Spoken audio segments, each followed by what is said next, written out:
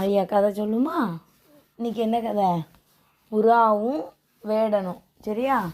ஒரு ஊரில் ஒரு பெரிய காடு இருந்துச்சான் தம்பி. காட்டில் என்னெல்லாம் இருக்கும்?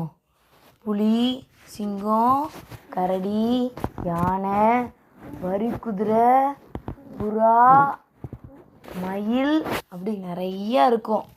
என்ன அப்போ அந்த வேடன் என்ன செய்வார்? வேடன் எப்பவும் என்ன செய்வாங்க?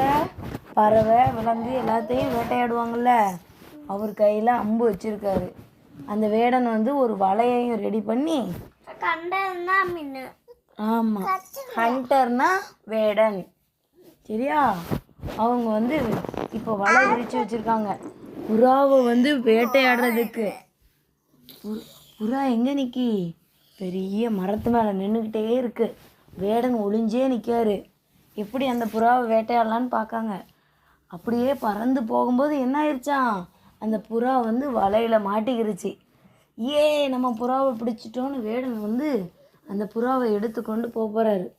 அப்போ அந்த புறா சொல்லுதான், வேடனே என்னை நீ கொஞ்சம் விட்டுருதியா?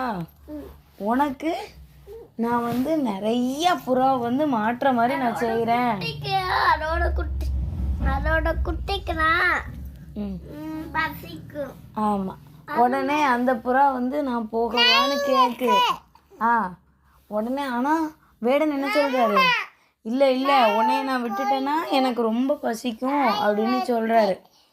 உடனே அந்த வேடன் புறா என்ன சொல்லுதாரு? உங்களோட பசி தீர்றதுக்கு நான் நிறைய புறாவை உங்கள் வலையில் மாட்டுற மாதிரி செய்கிறேன் அப்படின்னு சொல்லுதான் அந்த புறா. உடனே அதுக்கு வேடன் என்ன சொல்கிறாரு? இல்லை இல்லை, நான் உனக்கு வந்து கருணை கட்டலான்னு நினச்சேன். ஆனால் நீ வந்து உன் தோழனையே வந்து மாட்டி விடணும்னு நினைக்கிற. அதனால நான் வந்து உன்னை விடவே மாட்டேன் அப்படின்னு சொல்லி அதை புறாவை வேட்டையாடி கொண்டு போயிடுவாங்க. இந்த கதையிலேருந்து தம்பிக்கு என்ன தெரியுது? நம்ம பெரிய ஆபத்தில் இருக்கும்போதும் கூட நம்ம நண்பர்களுக்கு என்ன செய்யக்கூடாது? கெட்டது செய்யவே கூடாது. சரியாம்மா? பாப்பா கதை பிடிச்சிதா? பிடிக்கலையா?